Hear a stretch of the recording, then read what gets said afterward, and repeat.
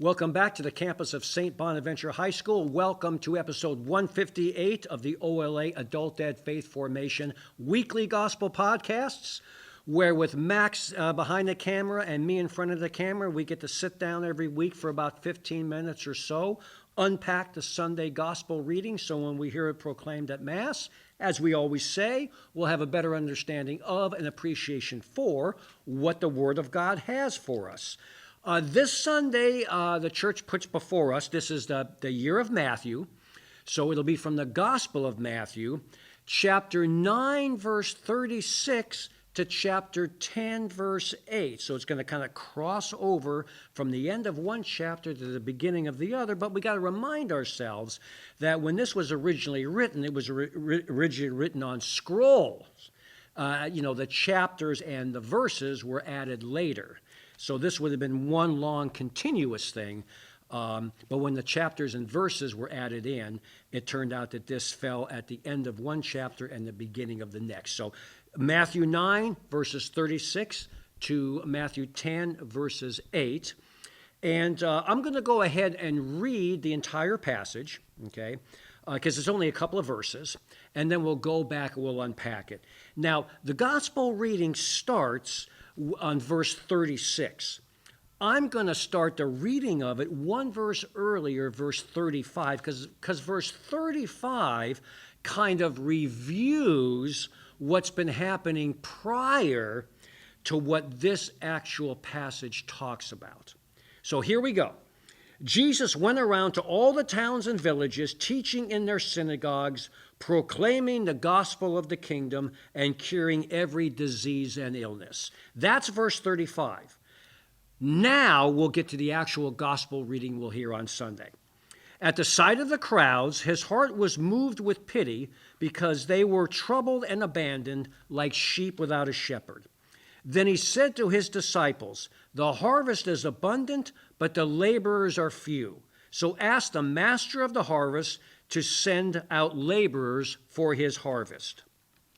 Then he summoned his 12 disciples and gave them authority over unclean spirits to drive them out and to cure every disease and every illness.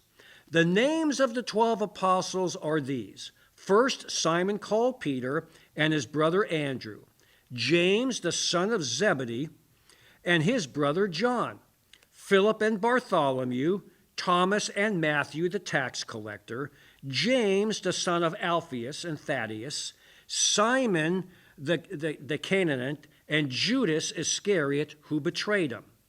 Jesus sent out these 12 after instructing them thus: "Do not go into pagan territory or enter a Samaritan town. Go rather to the lost sheep of the house of Israel. As you go, make this proclamation: the kingdom of heaven is at hand. Cure the sick, raise the dead, cleanse lepers, drive out demons. Without cost you have received, and without cost are you to give." So that's the gospel reading for this Sunday, with the previous verse that I attached to it, which kind of summed up what was happening.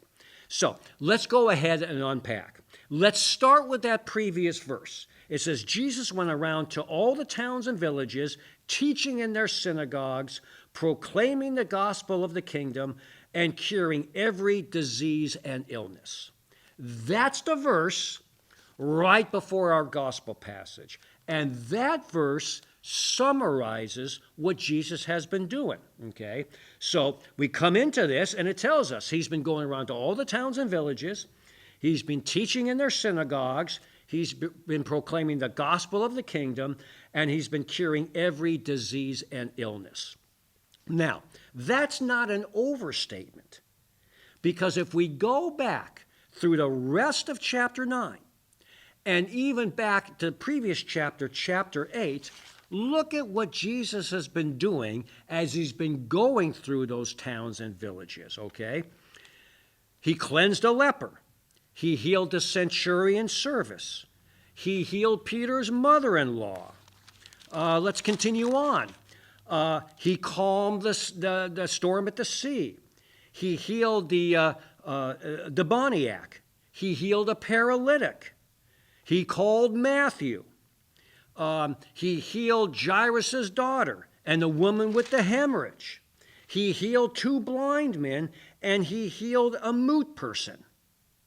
Those are all the, so when verse 35 says he's been going from town and town and village to village, teaching and proclaiming the gospel and curing every disease and illness, that's not an overstatement, okay? We just looked at all the different healings he's been given up to this point, right? And as a result, now we get into this passage proper, and the crowds are gathering. And they're following him around, right? And they're hearing what he's teaching. And they're hearing what he's proclaiming. And they're seeing all the different diseases and illnesses he's curing, right? And they're starting to follow him. And when he notices them, he takes pity on them because he realizes they're sheep without a shepherd, right? So then he turns to his disciples and he basically says, look, guys, okay, as they're surveying the crowds that are now gathering and following Jesus. He turns to the disciples and says, you know something, guys? You know, the harvest is abundant. Look at all these people, okay? But the laborers are few. So ask the master to send laborers out into the field. And what does Jesus do? He turns around and now he commissions the first 12 of those laborers that he's going to send out into the field. And those 12 are his disciples. So he commissions so if we rewind the tape, he commissions his disciples because he sees the crowds that are gathering and following him, right? And he says, the harvest is here, but we need laborers, all right? And why is the harvest here? Because he's been going around from town to town, teaching, proclaiming the gospel, and healing. So crowds have been developing. They're like sheep without a shepherd, all right? The harvest is ready, but we need laborers. And he turns to his disciples and says, and guess what, guys? You are going to be the first 12 of those laborers. So he commissions the 12, okay, to go out into the mission field, to go out into that harvest, right? And Matthew records the names of the 12. Now I'm going to hit the pause button because every time in any of the Gospels, whenever the disciples, the apostles, are listed, Peter is always listed first, Judas is always listed last, and he's tagged with the one who betrayed Jesus, the betrayer. Go ahead and look at all the Gospels. Every time the disciples and apostles are mentioned, Peter always gets mentioned first, Judas always gets mentioned last, and it's always indicated that he betrayed Jesus. He was the betrayer, okay? Peter being listed first shows that he was looked at as the head of the disciples, the head of the apostles. It indicates his primacy, okay? And that would come forth in terms of Peter being the first pope. So he commissions the 12 to be the first of those laborers he's going to send into the harvest. And he tells them a couple of things once he commissions them, right? He says, go to the lost sheep of the house of Israel first, okay? Don't go to pagan territory. Don't go to Samaritan towns. Go to the lost sheep of the house of Israel, because salvation, it's Jews first and then the Gentiles, and this indicates that they are to go to the house of Israel first, the lost sheep of the house of Israel first, and then later on they would branch out and go into a pagan and Gentile and Samaritan territory.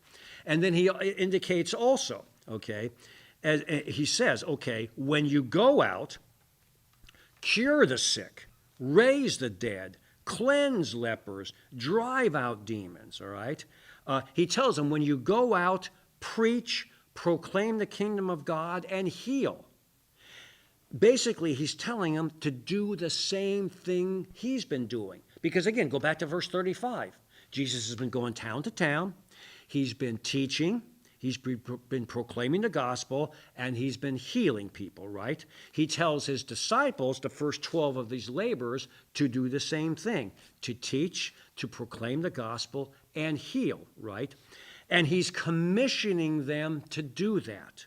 So the fact that he's commissioning them to do that, they're doing that in, with, and through his power and his authority, all right? And then he continues on. He says, when you do that without cost, okay? What you've received, you received for free, so turn around and give for free. So he's letting his disciples know, look, this is not a money-making venture for you guys, okay? You're not doing this for a profit. You're doing this essentially to save souls, right? What you're being given, my power and authority to teach and proclaim and to heal, what you've been given, my calling of you as the 12 disciples and the 12 apostles, that was a complete gift. It was free to you, all right? So since you got what you've got free, you are then to turn around and give that freely yourselves. Because of that, that is kind of the marching orders that he sends these first 12 out. Now, interestingly enough, this is end of chapter 9, beginning of chapter 10 in Matthew.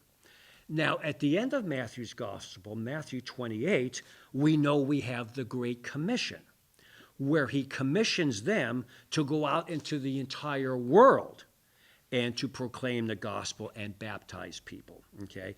This has always been looked at, to coin a phrase, as kind of the initial, kind of a first dry run in sending his disciples out on mission, a dry run for what would eventually be their Great Commission at the end of Matthew 28.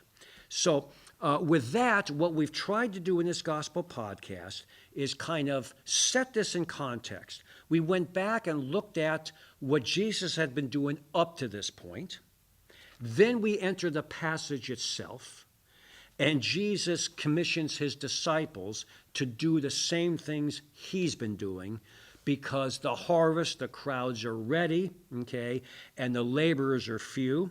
So he calls the first 12 of those laborers out, which are his disciples, and indicates to them, go to the lost sheep of the house of Israel first, all right? Then we're going to branch out from there later on. And this is not a money-making venture for you. It's not a case of you deriving any kind of monetary profit, okay? What I have given you, I've given you free, so therefore you are to take that and give it to others free as well, okay? So, and again, we mentioned that whenever the disciples are listed, Peter always is listed first, showing his primacy. Judas is always listed last, and it's always indicated he is the betrayer. So that's Matthew 9, verses 36 to chapter 10, verse 8. That's the gospel passage we'll hear this Sunday. So as you hear it proclaimed, set what you hear against what we've unpacked, and hopefully that'll bring what you hear kind of to the surface a lot more and give it maybe more meaning than maybe it has in the past. So with that, we're about at the 14-minute mark, so we'll go ahead and close down this podcast, and one of the few times we've actually stayed within the 15-minute parameters, but we'll take what we can get, right? So until next week, again from the campus of St. Bonaventure High School, with Max behind the camera, I'm Charles Merritt. Take care and God bless.